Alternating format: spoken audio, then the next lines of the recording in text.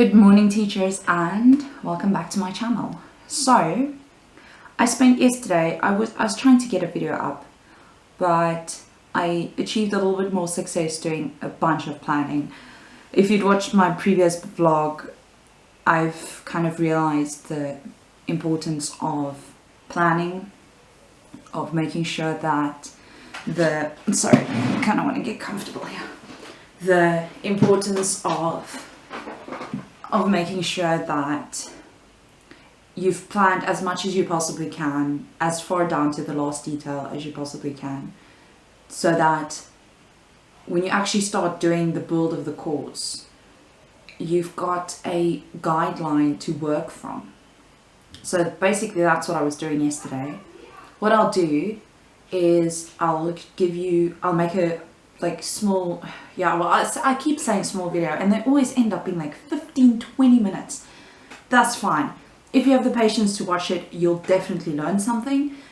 But on how I went through to build a standard structure that I'm planning to use for each of the educational videos. What I'm doing specifically, because I find that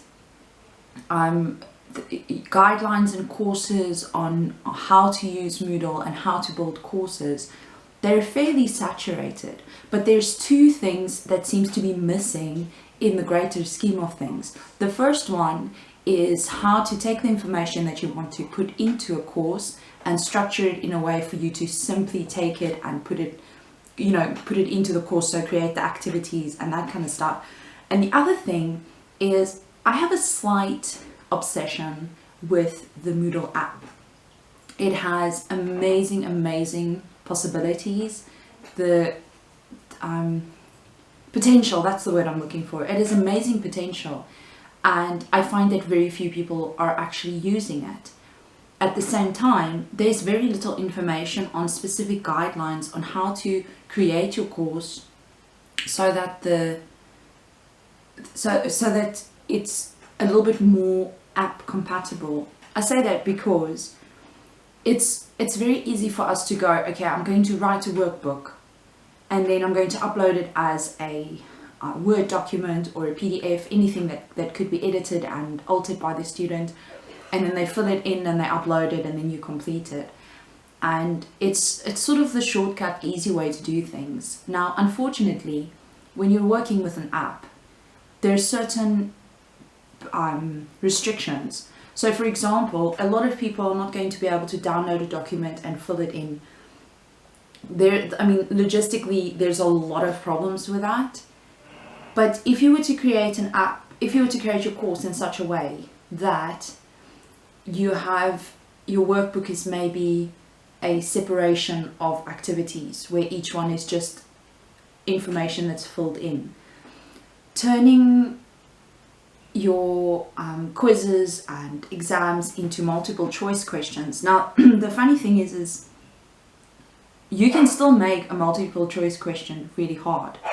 It's completely possible. You just got to know how to put things and word things and approach it so that the learner actually has to still show understanding when they're doing it. Anyway, my point is that it seems that even though there's, like I said, an absolute saturation of how to Moodle information. There's how to set it up, there's how to create activities, there's all of that. There's two things that are missing, and I'm hoping to fill this gap by actually providing specific information. The first one is obviously the guideline on how to take the information and put it into a structured format so that you can move it into your course, making it simpler to do that. And the other thing is how to change your course, especially lower level courses. So I would obviously not suggest, if you're a university using Moodle and you have a scientific paper that needs to be uploaded, that's an extreme example. But my point is, then you're not going to require multiple choice, and in that instance the app might not be as useful.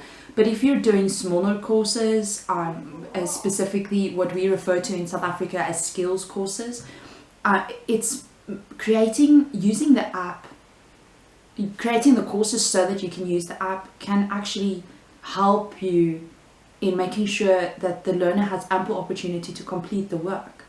There's so many learning apps out there right now. I myself, I've used a bunch of them, specifically Duolingo. Duolingo is very game driven.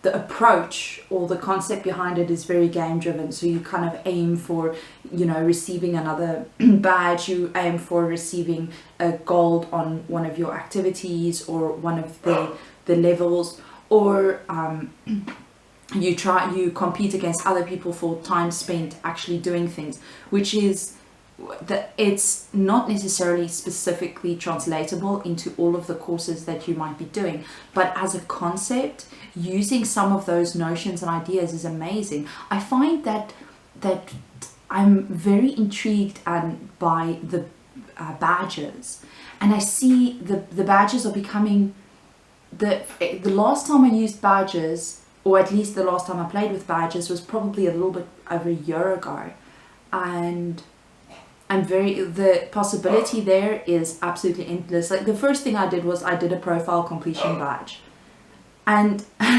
it's perfect. It is absolutely perfect. The badges, you can do badges on your outcomes or competencies, as they're called on the Moodle system. And like I said, the potential is just vast. So what I'm going to do is I'm basically almost done with the structure on how to prepare yourself to put the course on the system.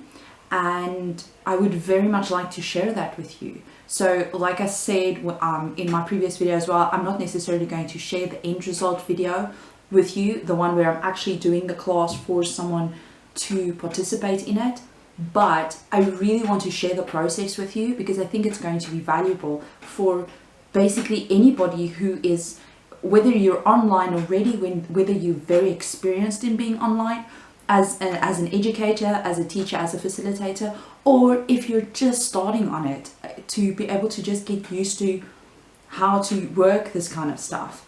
I want to remind you that if you want to play on Moodle, and you don't have your own site to go and fiddle around with and work on, then you are more than welcome to send me an email. As always, I will link my email in the description below.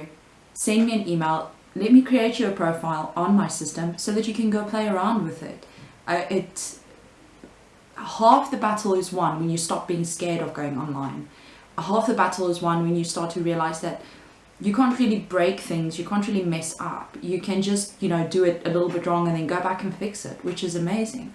So, that being said, yeah, it might take a moment because the electricity's out, it's drizzling outside, it's actually fantastic. If you know Jeffreys Bay weather in the winter, it literally feels like Jeffreys Bay winter right now. It's amazing. It's like, it's not really cold, but it's kind of chilly. You gotta wear something warm. But it's, yeah, I'm not crying. It means we don't have to water the grass, so it's good, I guess. Anyway, so the power's out, and it's probably gonna take a moment to get this video up. I guess by the time the video's up, the electricity will be on. Oh wow, okay. It's not early, but it's kind of early. So yeah, all of that and some more. I will get the video up before the end of the day, and as always, see you next time.